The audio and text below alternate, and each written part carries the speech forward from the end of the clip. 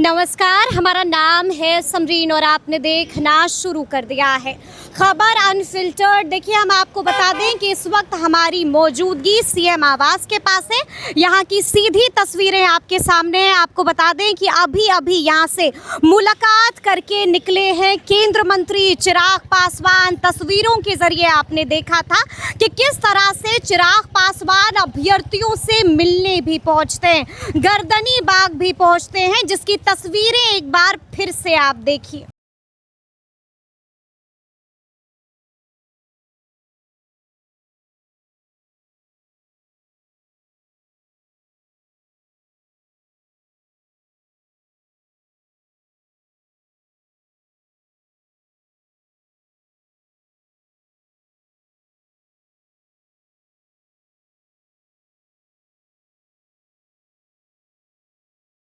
तो देखिए, तस्वीरें आपने देख ली है। इस मुलाकात के तुरंत बाद दौड़े दौड़े केंद्र मंत्री चिराग पासवान मुख्यमंत्री सम्राट चौधरी से भी मिलने पहुंचते हैं। उसकी भी तस्वीरें आपके स्क्रीन पर हैं और अब बाहर आए हैं चिराग पासवान। तो ऐसे में मीडिया कर्मियों ने भी उनसे बातचीत की है। क्या कुछ बता रहे हैं बातचीत के दौरान केंद्र मंत्री चिराग पासवान, उनको भी आप सुनिए। सीएम साहब से मुलाकात उससे पहले आप स्टूडेंट से भी मिले हैं, कैसे देख रहे हैं? देखिए, आज दिन में जिस तरीके से छात्रों के वो विजुअल्स जिसमें वो संघर्ष कर रहे हैं अपनी बातों को सरकार तक पहुंचाने के लिए, अपनी बातों को सरकार से समर्थन पाने के लिए, ऐसे में मेरे लिए ये हमेशा से चिंता का विषय रहा है। छात्र, अभ्यर्थी, युवा वर्ग,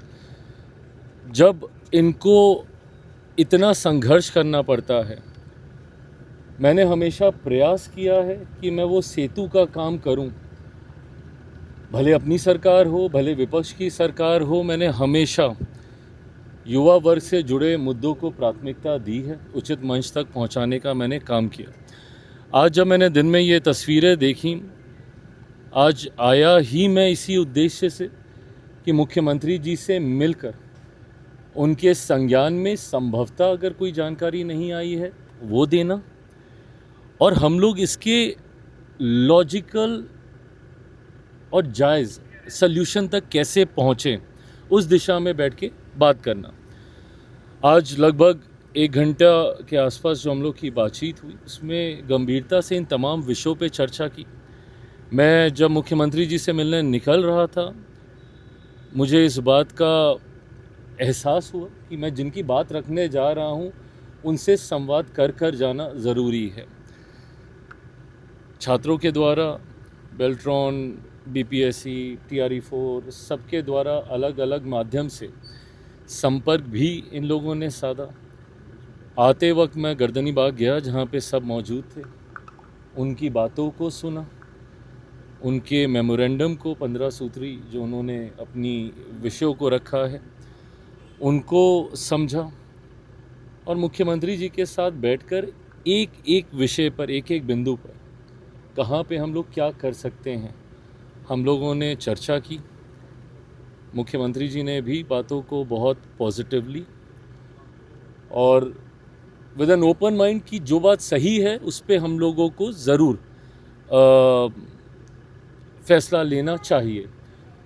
संभवतः इसके बाद देर रात मुख्यमंत्री जी विभाग के तमाम अधिकारियों के साथ भी चर्चा करेंगे।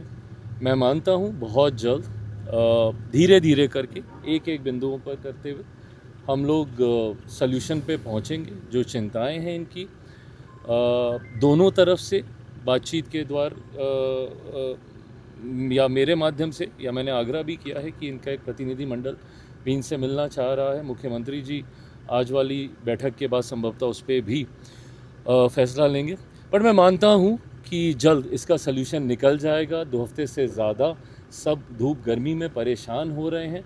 सरकार का सहयोगी होने के नाते ये मेरी नैतिक जिम्मेदारी बनती है कि मैं ज़्यादा से ज़्यादा विषयों में माध्यम बनकर कैसे उसका समाधान कर सकूं। संवाद से ही समाधान निकलेगा, और वो प्रयास आज मैंने किया। एकमात्र आप मंत्री हैं, बिहार सरकार की बात करें और भारत सरकार की बात करें या सरकार के प्रतिनिधि की बात करें, जो आप वहाँ पहुँचे, जाकर आपने उनसे बात की, तो आप दोनों ही भूमिका में हैं, मंत्री भी विपक्ष हैं, की भूमिका साथी में भी हैं, भी विपक्ष हैं की भूमिका में आपको नहीं, मैं इसको विपक्ष की भूमिका नहीं मानूंगा, मैं इसको सिर्फ एक जायज़ भूमिका में मानता हूँ।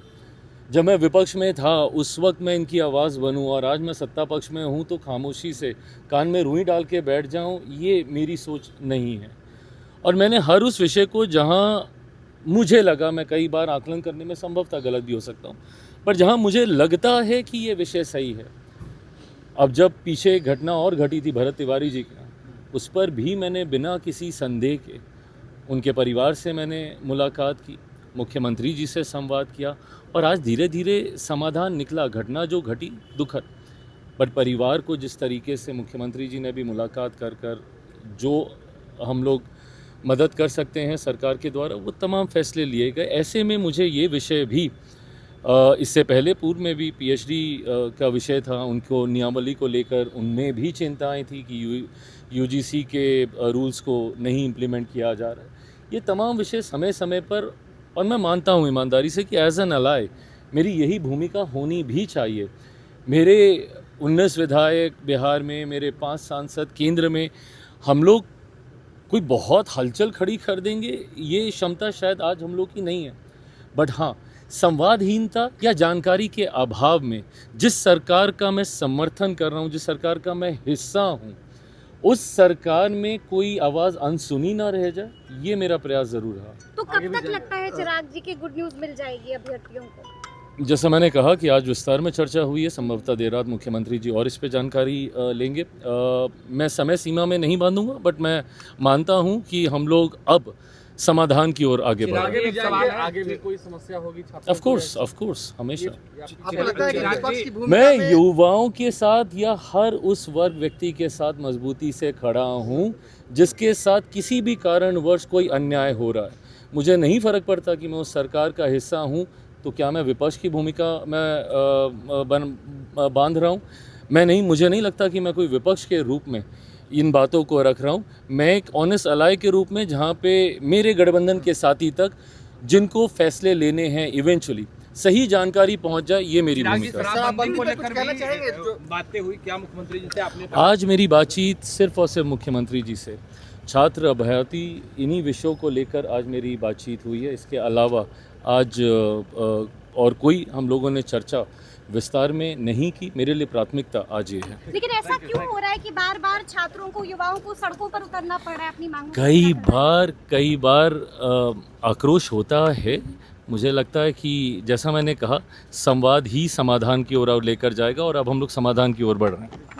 तो सुना आपने कि बाहर जैसे ही चिराग पासवान आए, उन्होंने बता दिया है कि आखिर अंदर में क्या कुछ बातचीत हुई है, और ये भी बता दिया है कि अभी यानी कि देर रात में मुख्यमंत्री सम्राट चौधरी बड़ी बैठक भी करने जा रहे हैं। तो अब देखना होगा कि आगे आगे क्या कुछ होता है। देखना ये भी होगा कि अभ्यर्थियों का इंतज़ार कब ख़त्म होता है। तो फिर ये पूरी वीडियो, पूरी जानकारी आपको कैसी लगी है, कमेंट करके हमें ज़रूर बताइएगा। तो ऐसे तमाम अपडेट्स के लिए बिल्कुल ऐसे ही हमारे साथ बने रहिएगा और देखते रहिएगा खबर अनफिल्टर्ड। यदि अब तक आपने हमारे चैनल को सब्सक्राइब नहीं किया है तो फिर झटपट कर दीजिएगा, और फेसबुक पर भी हमें फॉलो करना हरगिज़ नहीं भूलिएगा। बहुत शुक्रिया आपका।